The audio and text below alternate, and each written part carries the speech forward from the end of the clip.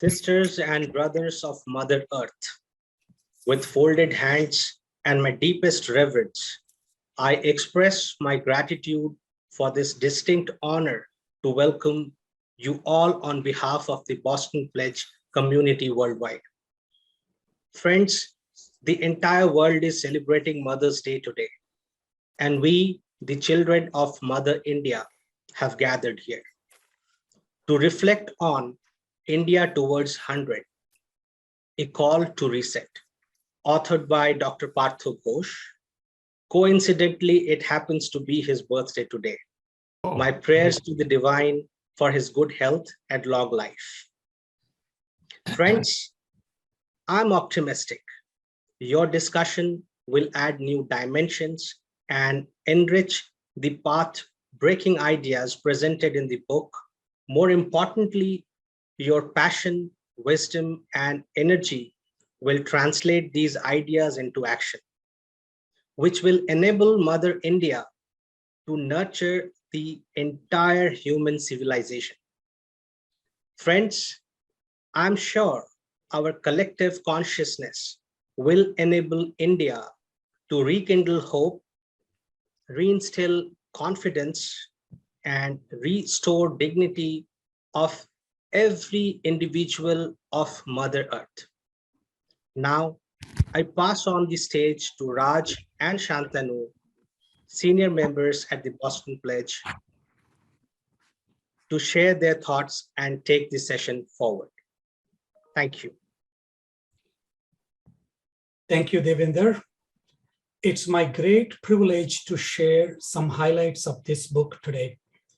Close to 130 years ago, Swami Vivekananda brought awareness of Vedic philosophy in the West with a particular emphasis on self-realization, and he raised the self-confidence of the people in the subcontinent.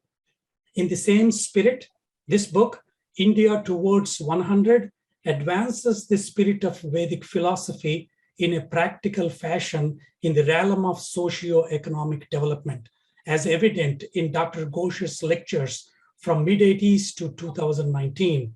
He proposes the need for a fundamental shift in the field of economics from what he calls Cartesian mechanistic model to a more humane, biological, and relational model.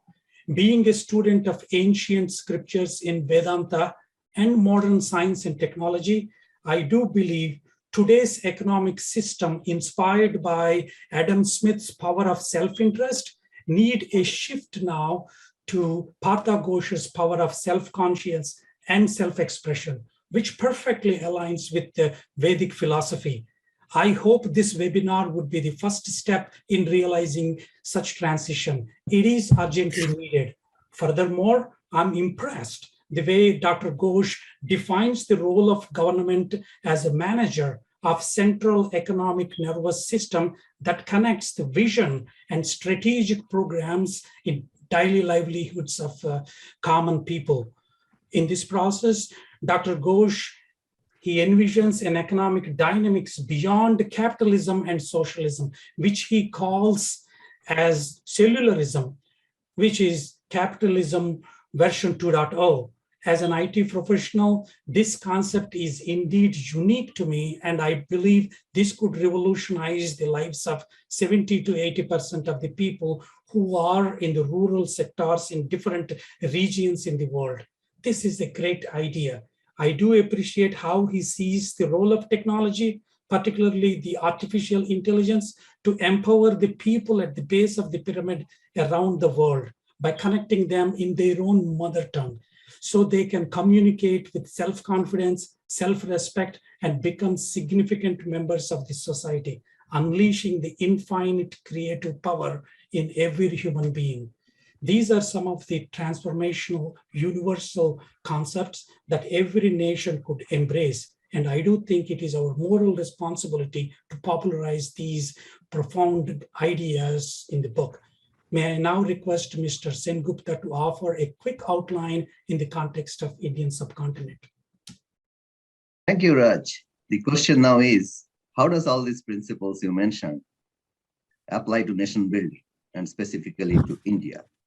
In my discussion with Mr. Ghosh over the years, we discussed about an alternative socioeconomic model India should consider developing.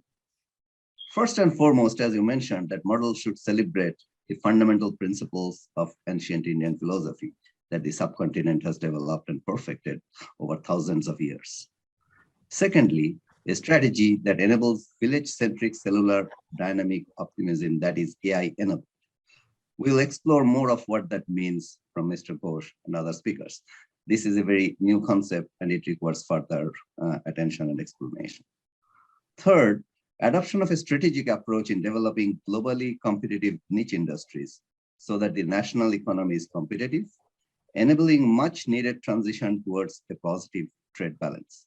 In the era of core competency, we cannot afford to be jack of all trades. Rather, prudently choose the few sectors where we have inherent strategic advantage and heavily invest in those. Japan, China, and South Korea has gained by following this strategy, and we can learn from their success. The same principles of focus in specific areas may apply to sports, arts, and other areas as well. Next is to encourage businesses to experiment, innovate, and develop organizational models beyond the hierarchical constructs of the first, which Mr. Ghosh calls a biological organization. A self-organizing model that synergizes the power of self-expression of people with significantly increased focus on work and decision ethics. Last but not the least, India needs a strategy that offers a development model which is eco-friendly, perpetually equitable, and enables socioeconomic progress that is enlightened. In that process, we don't have to oscillate in a single dimension between the merits of wealth creation versus wealth distribution, but bring in new dimensions and experiment with new models like distributed wealth creation. As these thoughts fuse together, India by its 100th birthday could build up a socioeconomic dynamic that will pave a pathway that the country could travel in the second half of 21st century. It will take time. There is no shortcut or jumping steps. Like the Maslow's hierarchy of needs, Mr. Ghosh proposes a 5-step process of nation building that creates sustainable progress and competitive advantage for India, or for that matter, any country that is willing to follow that path. With that, I will hand it over to the anchor of today's discussion, Mr. Puran Dang. Mr. Dang does not need an introduction. He's an esteemed IIT KGP alumni and is well known in many circles through his work and his thoughts. He will bring with him a highly esteemed panel to discuss these topics in more details. And without further delay, I'll pass it over to Mr. Dang. Thank you.